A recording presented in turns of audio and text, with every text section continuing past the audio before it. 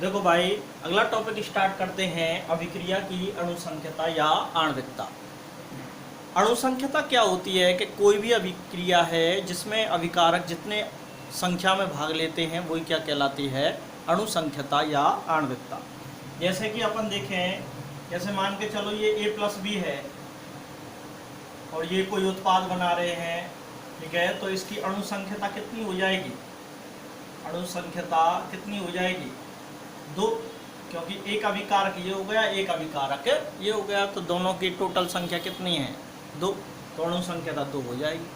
जैसे मैं इसको ऐसे भी लिख सकता हूँ, जैसे A है कोई और ये किस में कन्वर्ट हो रहा है, उत्पाद में, तो अब इसकी अणुसंख्यता भैया कितनी हो जाएगी, अणुसंख्यता बराबर हो जाएगी कितनी, एक अभिकारक अणु, जितने अभिकारक अणु होंगे वही क्या कहलाती है, अणुसंख्यता। जैसे मैं इस वाली अभिक्रिया को देखता हूँ N2+3H2 और ये किस में कन्वर्ट हो रही है, 2NH3 में, तो यहाँ पे देखो एक ये है और 3 ये है, यानी कि 1+3, तो अणुसंख्यता कितनी आ गई भैया, अणुसंख्यता आ गई 1+3 यानी कि 4। तो जितने अभिकारक अणु भाग लेते हैं वही क्या कहलाती है, उसकी अणुसंख्यता। ठीक है, अब इसके बाद अपन देखते हैं अणुसंख्यता के बाद, अणुसंख्यता तो अपन अभिक्रिया को देखकर ही निकाल सकते हैं, कोई दिक्कत नहीं है, उसमें अभिकारकों को काउंट करो और अणुसंख्यता डायरेक्ट निकल आएगी, तो बहुत सिंपल प्रक्रिया है, कोई दिक्कत नहीं है। ठीक है, इसके बाद अपन देखते हैं कोटि। देखो अभिक्रिया की कोटि, कोटि क्या होती है कि जब कोई अभिक्रिया एक से अधिक पदों में संपन्न होती है तो सबसे धीमी गति वाला पद ही वेग निर्धारक पद कहलाता है, और उस वेग निर्धारक पद में जितने अभिकारक अणु भाग लेते हैं उसे उसकी क्या कहते हैं, कोटि।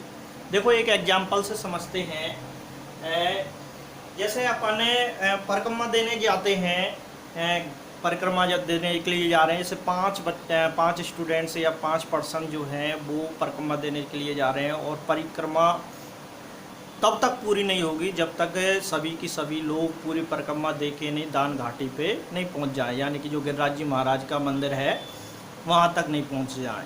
तो अब जैसे परिक्रमा जब लगा रहे हैं वो पांचों की पांचों, तो क्या उनकी सबकी रफ्तार एक जैसी होगी क्या, नहीं, सबकी रफ्तार एक जैसी नहीं होगी, मतलब कुछ तो धीमी गति से चलेंगे और कुछ तीव्र गति से लगा लेंगे, तो मतलब उस परिक्रमा का निर्धारण 5 लोग ही करेंगे करने को तो।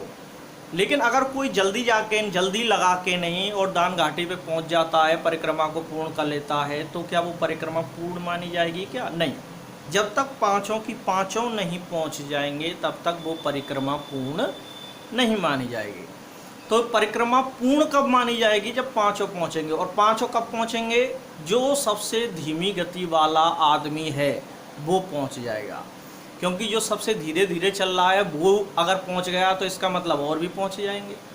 ठीक है क्या नहीं, तो उस परिक्रमा की गति का निर्धारण कौन कर रहा है, वो जो सबसे धीरे धीरे चल रहा है, तो जो धीमी गति से चल रहा है वही उस परिक्रमा की गति का क्या कर रहा है, निर्धारण, उसी को ही अपन क्या कहेंगे, वेग निर्धारक पद।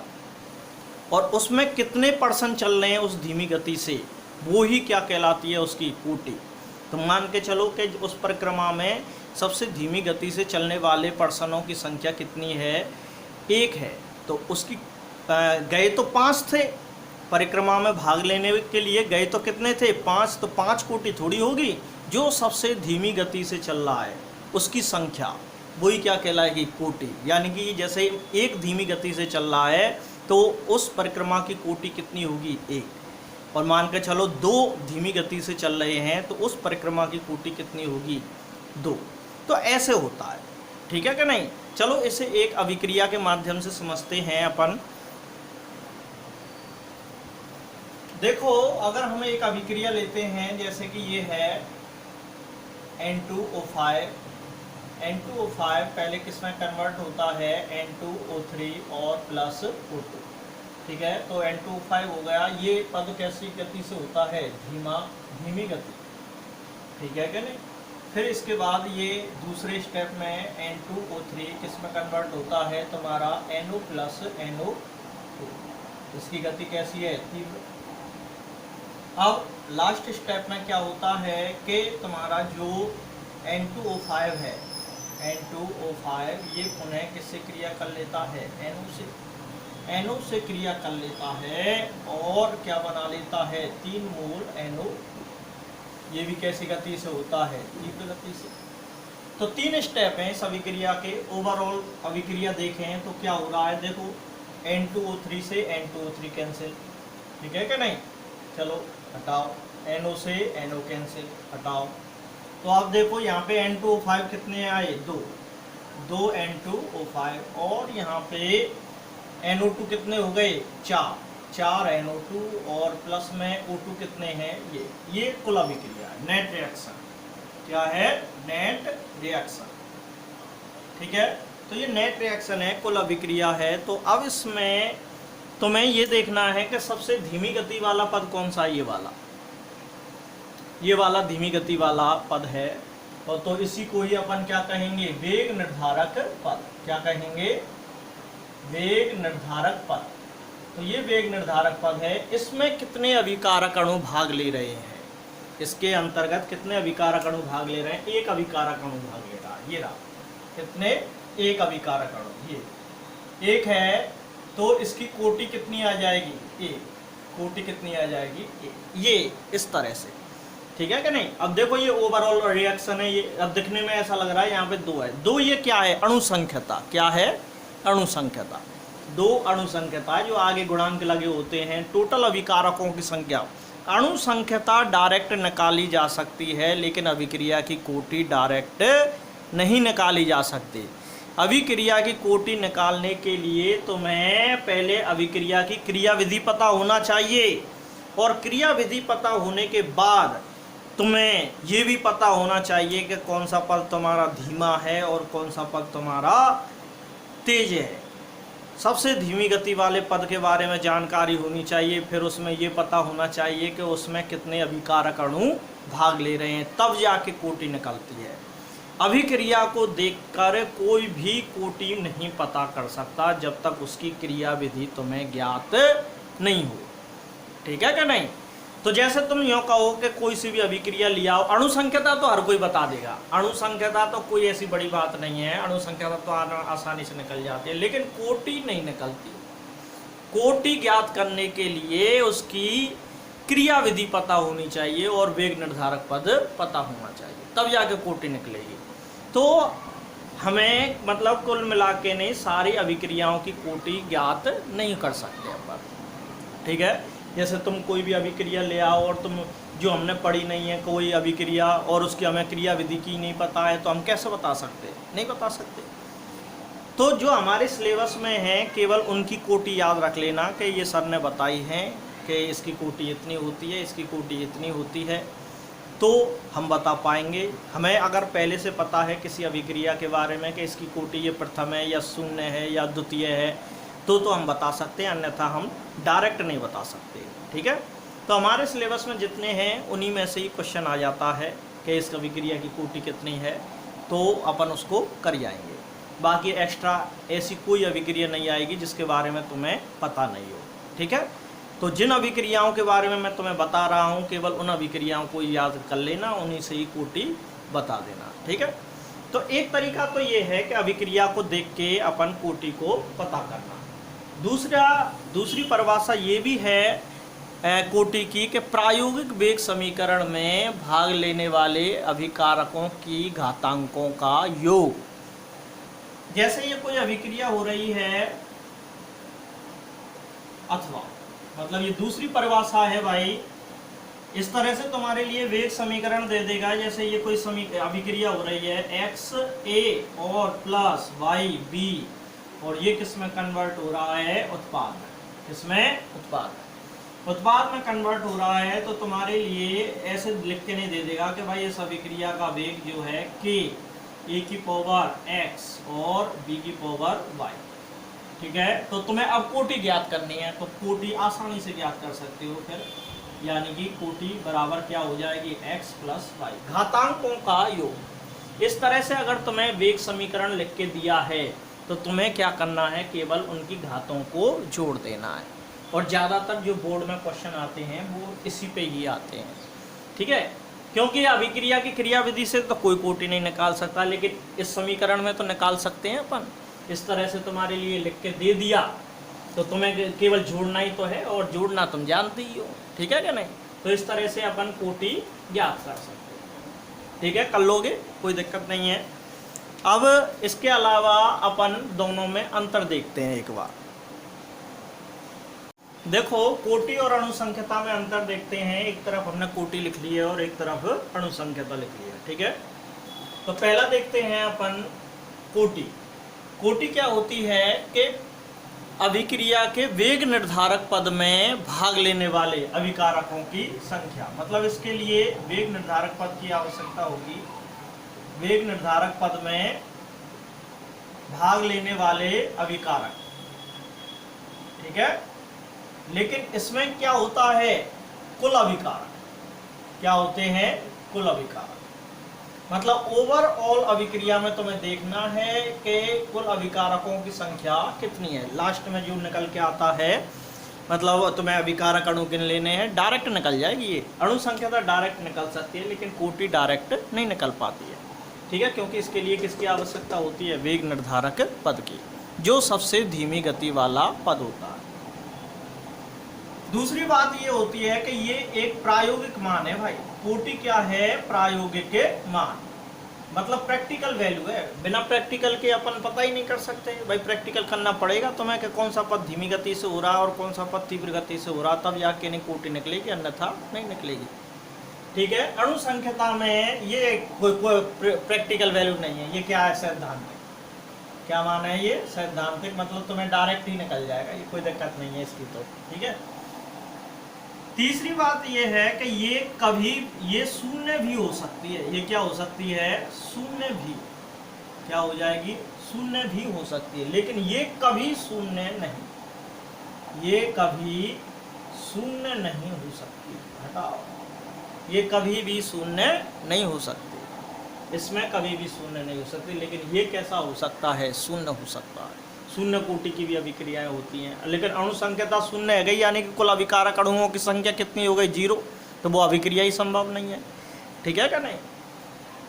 तीसरी बात, चौथी बात यह है कि इसके लिए हमें वेग निर्धारक पद की आवश्यकता होती है, वेग निर्धारक पद की आवश्यकता, ठीक है क्या नहीं। लेकिन इसके लिए वेग निर्धारक पद की आवश्यकता होगी क्या, नहीं, इसके लिए वेग निर्धारक पद की आवश्यकता नहीं। तो कम से कम 4 अंतर तो याद ही रख लेना कि वेग निर्धारक पद में भाग लेने वाले अभिकारक कोटि कहलाती है, और अभिक्रिया में कुल अभिकारक अणुओं की संख्या अणुसंख्यता कहलाती है। ये एक प्रायोगिक मान है और ये सैद्धांतिक मान है, और ये शून्य हो सकती है, ये कभी भी शून्य नहीं हो सकती, और इसके लिए तुम्हें वेग निर्धारक पद की आवश्यकता होती है और इसके लिए नहीं होती है। तो कर सकते हो भाई, ठीक है।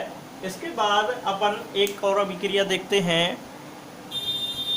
देखो छद्म प्रथम कोटि की अभिक्रिया, क्या, छद्म प्रथम कोटि की अभिक्रिया। छद्म प्रथम कोटि की अभिक्रिया एक स्पेशल केस है, देखो, जिसमें अणुसंख्यता सदैव कितनी होनी चाहिए तुम्हारी, अणुसंख्यता तो सदैव कितनी होनी चाहिए, 2, और कोटि कितनी होनी चाहिए, 1, ठीक है। अगर ये वाली कंडीशन अगर लग रही है किसी अभिक्रिया में है, तो वो क्या है, तुम्हें छद्म प्रथम कोटि की अभिक्रिया, ठीक है। जैसे कि एक उदाहरण लेता हूँ मैं, अभी तुम्हारे लिए लिया था कि 2N2O5, 2N2O5, और ये किस में कन्वर्ट हो रहे हैं, 4NO2 और प्लस O2। तो देखो इसकी अणु संख्यता कितनी है, अणु संख्यता कितनी है, 2, क्योंकि अभिकारक अणु कितने हैं तुम्हारे, 2। लेकिन अगर इसकी कोटि की बात करी जाए, कोटि कितनी आई थी, 1। अब ये क्रिया विधि लिखी थी हमने, ठीक है ना, कोटि कितनी आई थी, 1। तो ये क्या है इसकी, तो ये मतलब ये वाली अभिक्रिया क्या कहलाएगी अब तुम्हारी, छद्म प्रथम कोटि की अभिक्रिया। इसी तरह से एक एथिल एसीटेट ले लेते हैं, CH3 COO CH2 और CH3। इसका नाम क्या है भैया, एथिल एसीटेट, क्या नाम है, एथिल एसीटेट, और इसका जल अपघटन करवा देते हैं HOH, ठीक है। तो यहाँ से ये इतना निष्कासित हो जाएगा, तो ये OH बचेगा, ये OH किससे जुड़ जाएगा, C से, यानी कि CH3 COOH और प्लस इधर की तरफ क्या बन रहा है तुम्हारा CH3 CH2OH। तो ये बन गया तुम्हारा एसिटिक अम्ल और ये क्या बन गया तुम्हारा एथेनॉल। ठीक है, क्या बन गया, एथेनॉल। ठीक है, अब इसमें तुम देख सकते हो इसकी अणुसंख्यता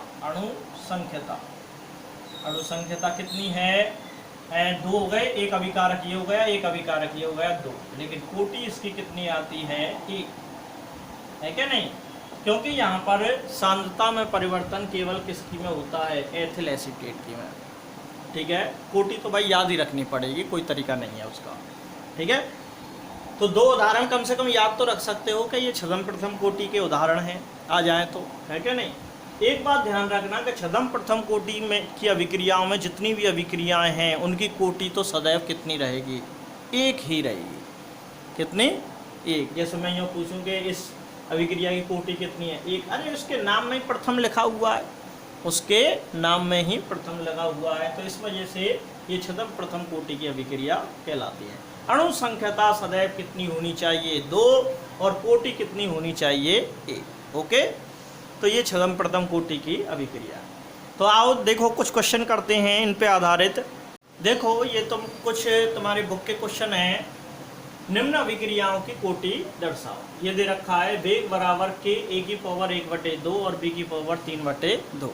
तो कोटि बता सकते हो भाई तुम आंसर में। जैसे कोटि अगर हम लिखें तो कोटि बराबर क्या हो जाएगा भाई, 1/2 प्लस 3/2। तो ये वाली बात आ जाएगी, तो कितना हो जाएगा, 4/2 बराबर कितना आ गई, 2। यानी कोटि कितनी है इसकी, 2। ठीक है, तुम्हें तो घातों का योग करना है, तुम्हें उससे कुछ मतलब नहीं है। जैसे इसके लिए आंसर लिखें, वेग बराबर दे रखा है के, तो कोटि बराबर कितनी हो जाएगी भाई, 2 घात है इसकी, यानी कि 3/2 माइनस के 1 लघुत्तम ले लो 2, यानी कि 3 माइनस 2 एकम 2, यानी कि कितना आ गया, 1/2। तो इसकी कोटि कितनी आई, 1/2, ये आंसर हो जाएगा। फिर ये वाली अभिक्रिया है कि एक अभिक्रिया A + B उत्पाद में परिवर्तित हो रही है, ये दिया गया है, और इसके लिए वेग दे रखा है A की पावर 1/2 और B की पावर 2 दिया गया है। तो कोटि ज्ञात करो। तो हमारे लिए दिया है, क्या दिया है, दिया है वेग बराबर क्या, A की पावर 1/2 और B की पावर 2। ठीक है कि नहीं। तो यहाँ पे अगर हम कोटि ज्ञात करें तो क्या हो जाएगा भैया, 1/2 प्लस 2। तो यहाँ पे लघुत्तम ले लो 2, यानी कि 1 + 2 दूनी 4, यानी कि 5/2। ये आ जाएगी कोटि, 5/2 आ जाएगी कि नहीं। तो इस तरह से कोटि निकाल सकते हैं। तो अब एक अभिक्रिया x का y में रूपांतरण कैसी है, द्वितीय कोटि की। ये कोई अभिक्रिया है, x किस में कन्वर्ट हो रहा है, y में। तो वेग बराबर अगर हम लिखेंगे तो k बराबर क्या आएगा, x की पावर 2, क्योंकि उसने क्लियर करके दे रखा है कि उसका x का y में रूपांतरण कौन सी कोटि की है, द्वितीय कोटि की। भाई घातांकों का योग क्या कहलाता है, कोटि तो कहलाती है। तो अब इसकी घात लगा दो तुम, उल्टा पूछा उसने, तो कोटि कितनी कर दो, 2। ठीक है, अब x की सांद्रता ये 3 गुनी करवा रहा है। तो x की सांद्रता 3 गुनी करने पर कितनी, 3 गुनी करने पर 3 गुनी करने पर क्या हो जाएगा कि वेग बराबर कितना हो जाएगा, यानी कि k और 3x, और इसकी पावर कितनी हो जाएगी, 2। तो वेग बराबर कितना हो जाएगा भाई तुम्हारा, 3 × 9, यानी कि 9k और x की पावर कितनी, 2। तो कुल मिला के अभिक्रिया वेग